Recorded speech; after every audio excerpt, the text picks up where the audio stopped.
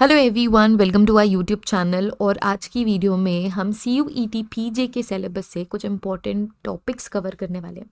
आप स्क्रीन पे देख रहे हैं CUET PG का ऑफिशियल सिलेबस, जिसका क्वेश्चन पेपर कोड है SCQP13। ठीक है, SCQP13 आपके फोरेंसिक साइंस का सिलेबस कोड है।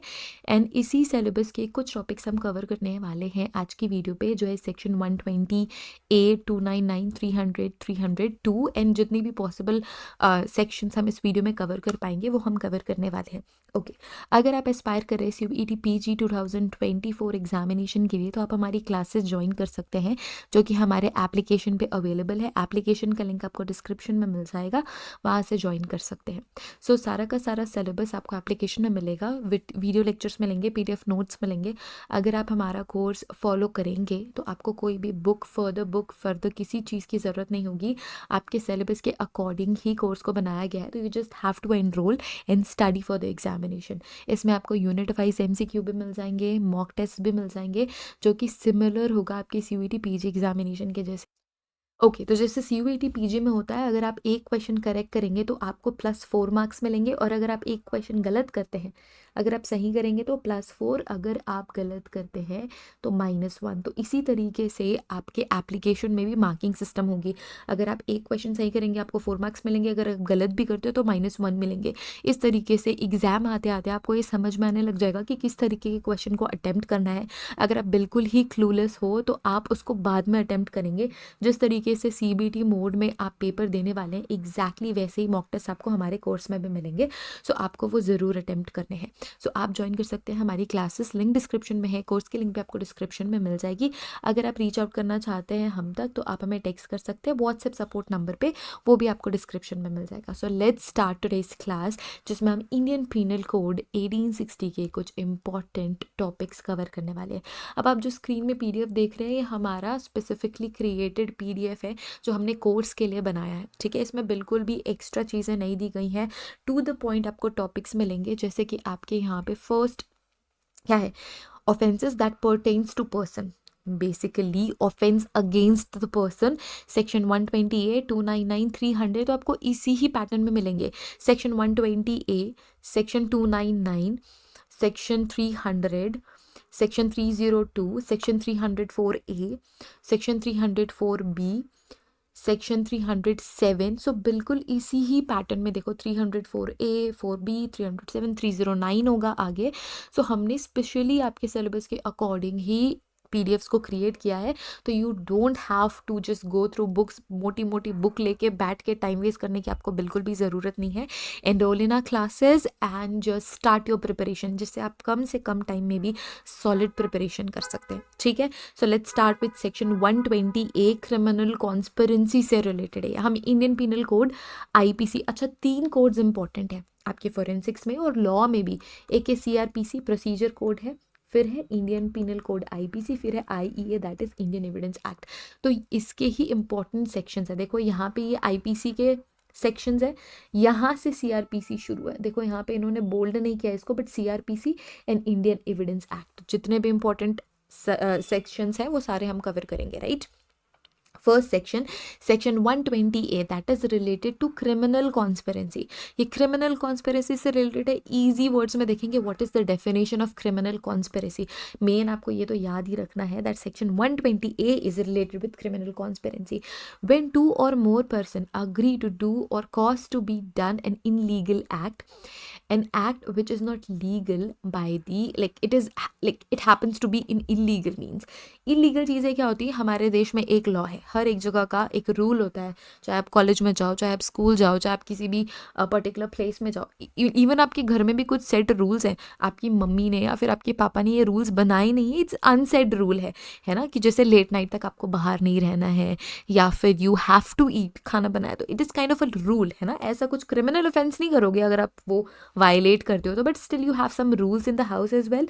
सो ऐसे ही हमारे देश का भी लॉ बना हुआ है, जिसे हमें फॉलो ही करना पड़ेगा। We are bound to follow that, हमें फाउंड करना ही करना है, क्योंकि हम इस देश के नागरिक हैं। अगर आपने उन लॉ को क्या करा, ब्रेक करा, तो आप इलीगल एक्ट कर रहे हो। It is not legal, unlawful act कर रहे हो। और अगर आप अनलॉफुल एक्ट करते हो, मतलब आपने क्या करा, पनिशमेंट को इनवाइट कराए, क्योंकि आपको फिर पनिशमेंट मिलेगी। जैसे स्कूल में अगर आपने यूनिफॉर्म नहीं पहनी, पनिशमेंट मिलती है। अगर आपने स्पेसिफिक, लेट्स से जिस दिन वाइट शू पहन के जाना है उस दिन वाइट शू पहन के जाना है, जिस दिन ब्लैक शू पहन के जाना है ब्लैक शू पहन के जाना है। So it is a kind of rule. अगर आपने वो नहीं फॉलो करा तो क्या करोगे, ग्राउंड के चक्कर लगाओगे, राइट। ऐसे ही आप जिस भी लेवल के लॉ को ब्रेक करते हो उसके अकॉर्डिंग आपको सज़ा भी मिलती है ना। क्रिमिनल कॉन्स्पिरेसी क्या है, कोई एक जना, दो या दो से ज़्यादा लोग जब अग्री हो जाते हैं कि हाँ भाई हमको इलीगल काम करना है, तो वो क्रिमिनल कॉन्स्पिरेसी के अंदर आता है। Such as an agreement which is designated a criminal conspiracy, कि मैं अपने 4 दोस्तों को मैं ला लूँ, मैं बोली चलो यार तुम भी मेरे साथ चलो, चोरी करेंगे, बहुत सारे पैसे कमाएंगे हमें। अच्छा, रिसेंटली एक केस हुआ है कि एक पर्सन था, मैं नाम भूल रही हूँ, मैंने नाम वाम भी पढ़ा था, कि एक पर्सन था जिसे चोरी करने का मन था, मतलब उसे इजी लाइफ चाहिए थी, इजी मनी चाहिए थी। तो उसने बहुत ज़्यादा रिसर्च करी और एक ऐसा लोकेशन फाइनलाइज करा जहाँ पे एक ज्वेलरी शॉप थी, जहाँ पे 2 बैंक थे। उसने वहाँ पे एक शॉप रेंट करी, अपने 4 दोस्तों को इन्वॉल्व करा इस लाइक हाइस्ट के लिए, और उन्होंने नीचे नीचे सुरंग बनाना शुरू करी। तो उसने क्या करा, अपने 4 फ्रेंड्स को अपने क्रिमिनल एक्ट में इन्वॉल्व कर लिया। That includes criminal conspiracy. एक तरीके का अग्रीमेंट हो गया उनके बीच कि भाई चलो हाँ ठीक है, सारे मिलके चोरी करेंगे और हम बैंक भी लूटेंगे, हम ज्वेलरी शॉप भी लूटेंगे, एंड फिर डिवाइड कर लेंगे कि जो भी जिसका जितना बनता है, जिसने जितनी मेहनत करी इस चोरी में उसके अकॉर्डिंग फिर बंटवारा भी होगा, राइट। तो that could be an example of criminal conspiracy. ठीक है, पनिशमेंट क्या मिलती है, here we have punishment as well. So individuals involved in a criminal conspiracy are liable to be punished in the same manner as if the illegal act or the act by the illegal means was an offense committed by one person. अगर एक person commit करता तो जितनी सज़ा उस person को मिलती उतनी ही इक्वल सज़ा सभी को मिलेगी, जितने लोग भी इन्वॉल्व है इस क्रिमिनल कॉन्स्पिरेसी में। Now in essence this section addresses the collaborative planning and agreement to commit an offence. The mere agreement itself is considered a criminal conspiracy. अगर आपने चोरी नहीं भी करी पर प्लानिंग बना ली, लेट्स से मैप बना लिया आपने, अभी आपको पता नहीं आप चोरी करोगे नहीं करोगे, क्योंकि आपने क्राइम तो नहीं करा ना, वही है डिग्री ऑफ क्राइम के अकॉर्डिंग आपको सज़ा मिलेगी। एंड अगर आपने अग्रीमेंट भी बना लिया तो भी वो क्रिमिनल कॉन्स्पिरेसी के अंदर आएगी, even if the intended act is not carried out.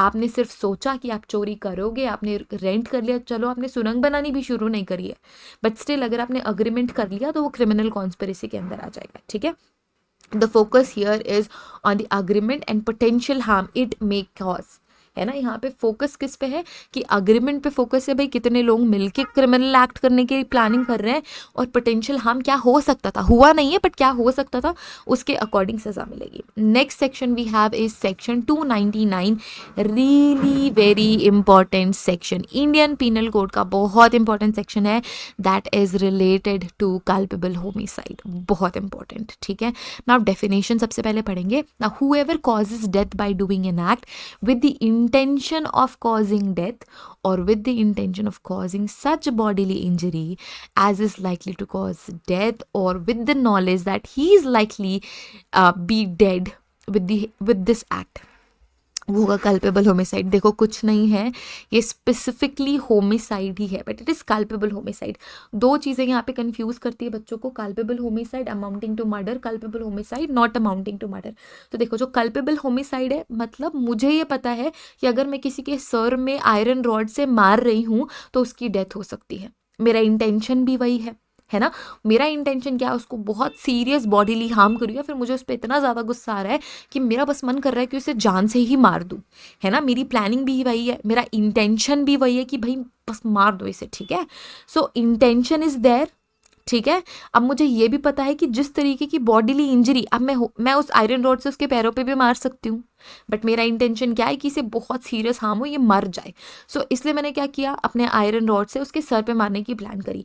मुझे ये पता है कि उसकी डेथ हो सकती है, मुझे पता है उसकी मौत हो सकती है, इतनी सीरियस बॉडी इंजरी हो सकती है कि उस पर्सन की डेथ हो जाए, ये सारी चीज़ें जानते हुए भी मैं वो एक्ट करूँ, तो वो आएगा सेक्शन 299 IPC की कल्पेबल होमिसाइड। ठीक है, अब इसका जो दूसरा पार्ट होता है ना, जिसको मैं, ये अमाउंटिंग टू मर्डर हुआ। ठीक है, जो अभी मैंने सिनेरियो बताया कि अगर मुझे किसी पे गुस्सा आया, मेरा कोई दुश्मन है लेट्स से, सो मैंने उसके सर पे आयरन रॉड मारी, तो वो कल्पेबल होमिसाइड के अंदर आएगा। ठीक है, it is amounting to murder, not amounting to murder में क्या होगा कि गलती से किसी ने किसी को मार दिया, सज़ा तो उसको मर्डर वाली ही मिलेगी, होमिसाइड वाली ही भी मिलेगी, बट एक चीज़ वहाँ पे ऐड हो जाएगी, नॉट अमाउंटिंग टू मर्डर, मतलब उसका लाइक उसका गोल मर्डर नहीं था बट मर्डर हो गया, ठीक है। But culpable homicide is nothing but murder, जिसमें इंटेंशन भी है, जिसमें एक्ट भी है, जिसमें अंडरस्टैंडिंग भी है, ठीक है। जो हमने आपने पढ़ा होगा क्राइम के डिफरेंट एलिमेंट्स, तो ये सारे एलिमेंट्स इंक्लूड करता है। Now what is the explanation?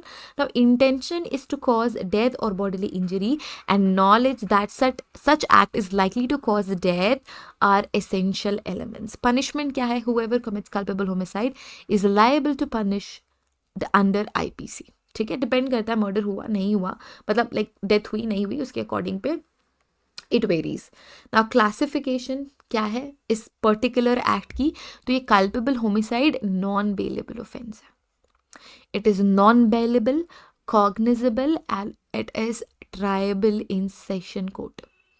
ये इंपॉर्टेंट इन्फॉर्मेशन है, याद रखना। अब हम क्राइम्स को ना क्लासिफाई करते हैं नॉन बेलेबल बेलेबल में, कॉग्निजेबल नॉन कॉग्निजेबल में। तो नॉन कॉग्निजेबल ऑफेंस और नॉन बेलेबल ऑफेंस एक साइड में रखो, क्योंकि नॉन बेलेबल में क्या होती है, एक सेकेंड, नॉन बेलेबल ऑफेंस में बेल नहीं मिलती। कॉग्निजेबल ऑफेंस में क्या होता है? It is serious type of offence जिसमें डायरेक्ट अरेस्ट हो जाता है, ठीक है। किसी भी तरीके के अरेस्ट वारंट की ज़रूरत नहीं होती। जो नॉन कॉग्निजेबल ऑफेंस है उसमें अरेस्ट वारंट चाहिए और उसमें बेल भी हो जाएगी, ठीक है। जो इसका जस्ट अपोजिट है, कॉग्निजेबल इज जिसमें अरेस्ट हो जाता है immediately, we do not need any type of warrant for that. Serious type of offence है ना। नॉन बेलेबल मतलब बेल नहीं मिलती। एंड कहाँ ट्रायल होता है इसका? कोर्ट का, किस कोर्ट में ट्रायल होता है? सबसे पहले सेशन कोर्ट में ट्रायल होता है, क्रिमिनल सेशन कोर्ट में ट्रायल होता है। In simple terms, now this section deals with the causing the death of a person either with the intention of causing death, causing severe bodily injury, knowing it might cause death, that engaging in the act that is likely to cause death. Okay, next section, that is section 300 of IPC, that involves murder, ठीक है। इसका definition क्या है? Except in the cases there and after expected culpable homicide is murder if the act by which the death is caused is done with the intention of causing death or knowledge that the act is likely to be caused। अच्छा, दो चीज़ें मैंने बोली थी culpable homicide में। मुझे ये पता है कि उसको सीवियर बॉडीली इंजरी हो जाएगी, मुझे ये पता है उसकी डेथ भी हो सकती है। अगर उसे सीवियर बॉडीली इंजरी हुई, वो हॉस्पिटल चला गया, ठीक है, डेथ नहीं हुई है तो मर्डर का चार्ज नहीं लगेगा, बट अगर हॉस्पिटल जाके भी उसकी डेथ हो जाती है तो सेक्शन 300 भी लग जाएगा, ठीक है। As simple as that. Culpable homicide अगर एंड अप होता है डेथ पे विक्टिम के, तो it will converted like section फिर सेक्शन 300 भी लगेगा मर्डर का, दैट इज मर्डर, ठीक है। Now exceptions क्या है? The case where culpable homicide is not considered murder are provided in the following sections 300 से लेके एक्सेप्शन 1 to 5 में बताया गया है कि कब हम इसे कल्पेबल होमिसाइड या मर्डर नहीं मानेंगे। अगर आपको गो थ्रू करना है गो थ्रू करो, नॉट वेरी इंपॉर्टेंट। जस्ट मैंने यहाँ पे लिखा हुआ है कि एक्सेप्शन 1 to 5 में एक्सेप्शंस हैं कि कब हम बोलेंगे कि this is not a murder culpable homicide को। पनिशमेंट क्या है ना? whoever commits murder it is liable to punishment under IPC। Usually 7 साल की सज़ा होती है, 7 से 12 साल की सज़ा हो सकती है, या फिर डिपेंड करता है सीवियरिटी पे कि किस तरीके से, मतलब मीन्स ऑफ मर्डर भी हो सकता है ना, कि किस तरीके से मारा गया है, लाइक गला दबा दिया या फिर गन शॉट है या फिर कितना टॉर्चर करके उसे मारा गया है, डिपेंड्स ऑन दैट, ठीक है।